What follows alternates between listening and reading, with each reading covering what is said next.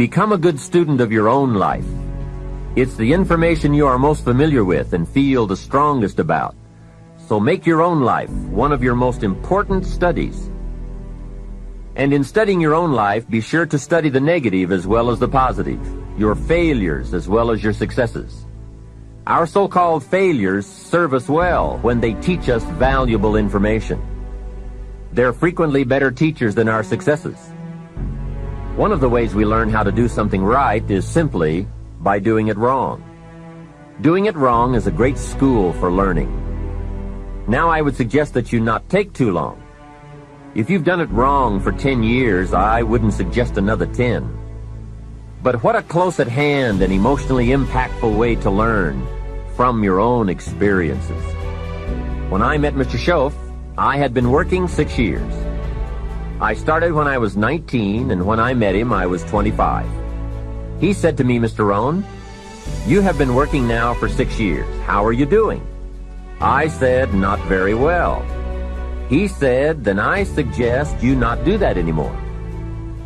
6 years is long enough to operate the wrong plan. Next he asked, "How much money have you saved in the last 6 years?" I said, "Not any." He said, "Who sold you on that plan 6 years ago?" What a fantastic question. Where did I get my present plan that wasn't working well? Hey, everyone has bought someone's plan. The question is, whose? Whose plan have you bought? Now, those initial confrontations as you come to grips with your own past experiences may be a little painful at first, especially if you have made as many errors as I did. But think of the progress you can make when you have finally confronted those errors by becoming a better student of your own life. Now, the next way to learn is from other people's experiences. And remember, you can learn from other people whether they have done it right or wrong. You can learn from negative as well as positive. The Bible is such a great book because it is a collection of human stories on both sides of the ledger. One list of human stories is called examples. Do what these people did. And the other list of human stories is called warnings. Don't do what these clods did. What a wealth of information. What to do and what not to do. I think it also means, however, that if your story ever gets in somebody's book, make sure they use it as an example, not a warning. There are 3 ways to learn from other people. The first is to listen to the cassettes and read the books by and about people who've accomplished great things. All the successful people I know and work with around the world are good readers. They just read. They are so curious that they are driven to read because they just have to know. It is one of the things they all have in common. Here's a good phrase: all leaders are readers. And they use cassette programs too, especially while they're in the car or during other times when they can't read. Cassettes can help all of us easily pick up new ideas and new skills. Did you know there are cassettes and books on how to be stronger, more decisive, a better speaker, a more effective leader, have a better effect on other people, become more loving, develop personality, get rich, develop influence, become sophisticated, and people don't use them? How would you explain that? Did you know that hundreds of successful people have written their stories in books, and people don't want to listen? How would you explain that? The guy's busy, I guess. You've got to be better than a good worker. You've got to be a good reader, a good listener. At least he could hear a good cassette on the way home, right? Now, you don't have to read or listen to educational cassettes half the night. Although if you're broke, it's a good place to start. But here is all I ask, just 30 minutes a day. That's all. Stretch it to an hour if you can, but at least 30 minutes. Half rich isn't bad. 30 minutes. Hear or read something challenging, something instructional, at least 30 minutes a day.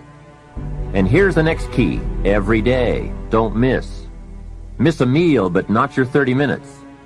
Hey, you can get along without some meals, but you can't get along without some ideas, examples, and inspiration. There's a Bible phrase that says, humans cannot live on bread alone. or food alone. It says the next most important thing to bread is words. Words nourish the mind. Words nourish the soul. Humans have to have food and words to be healthy and prosperous. Make sure you have a good diet of words every day. I told my staff one day, some people read so little they have rickets of the mind. And also remember, to properly feed the mind, you must have good balance. Don't just read or listen to the easy stuff. You can't live on mental candy. Here is a thought. Why not call good books and cassettes tapping the treasure of ideas? That's it. Tapping the treasure of ideas, like you're doing with this program. And if somebody's got a good excuse for not tapping the treasure of ideas for at least 30 minutes every day, or spending the money and getting the books and cassettes, I'd like to hear it. Some excuses you wouldn't believe. I say, John, I've got this gold mine. I've got so much gold, I don't know what to do with it all. Come on over and dig. John says, I don't have a shovel. I say, well, John, get you one. He says, do you know what they want for shovels? Hey, invest the money. Get the cassettes and books. The best money you can spend is money invested in your self-education. Don't shortchange yourself when it comes to investing in your own better future. Mr. Schoaf got me started on my library when I first met him. He said to me, become self-educated. Standard education will get you standard results. Check those numbers and see if that's what you want. And if it isn't, if you want something better than standard, you must become self-educated. So I went to work on my library, and I now have one of the best. Schoaf recommended a couple of books in particular to get me started. Now, I had a Bible, that's 66 books, so that was a pretty good start, and my parents saw to it that I had a good study of the Bible. But the first book Mr. Schoaf told me to get was the book Think and Grow Rich by Napoleon Hill. If you don't already have it, it's a great one to add to your library. The title should intrigue you. Think and Grow Rich. I read it several dozen times. Schoaf said repetition is the mother of skill. And if you could have seen my bank account at the time, you would have known I needed lots of that kind of repetition. Some of the ideas in that book made major changes in my life. As I look back now, the book was worth thousands, and I bought it for pennies. I learned a very valuable lesson. There can be a great deal of difference between cost and value. Before I met Mr. Schoaf, I used to ask, how much does it cost? After I met him, however, I soon learned to ask, how much is it worth? I started basing my life on worth instead of cost, and everything changed. So that was one book he recommended, Think and Grow Rich. The next book he recommended I get was a book on nutrition. Schoaf said, study nutrition. Vitality plays an important part in doing well. Some people don't do well because they don't feel well. It's not that they're not intelligent, it's that they're ill. They don't have the fire and the vitality to do well. So he really got on me about nutrition. Now, some of those health books are a bit weird, but you can separate out the weird stuff. There are cassettes on nutrition, too. Remember, don't be a follower, be a student. Someone says, I read this book. Should I follow? And the answer is no. Read at least 2 books and make up your own mind. Don't be a follower, be a student.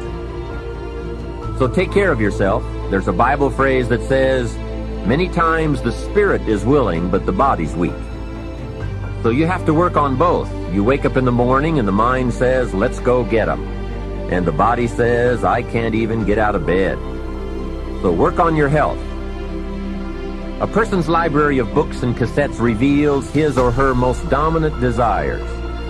It's interesting to walk into someone's house and browse through the library. What does your library say about you? So read all the books. Now here's good news. You don't have to read them all at once. Try this. 2 books a week in 10 years is 1,000 books. If you read 1,000 books in the next 10 years, do you think they would greatly influence all the dimensions of your life? The answer is, of course. Well, here's what's exciting. It's only 2 books a week. However, I would suggest if you haven't read 2 books a week for the last 10 years, you are about 1,000 books behind. Can you imagine the incredible disadvantage it will be 10 years from now to stride into the marketplace 1,000 books behind? For some confrontations, you won't be a match. And for some opportunities, your knowledge will be too lacking. For some values, your philosophy will be too shallow. Missing skills, missing knowledge, missing insights, missing values, missing lifestyle. It could happen if you don't read the books. Remember, the book you don't read won't help. You can't read too many books, but you can read too few.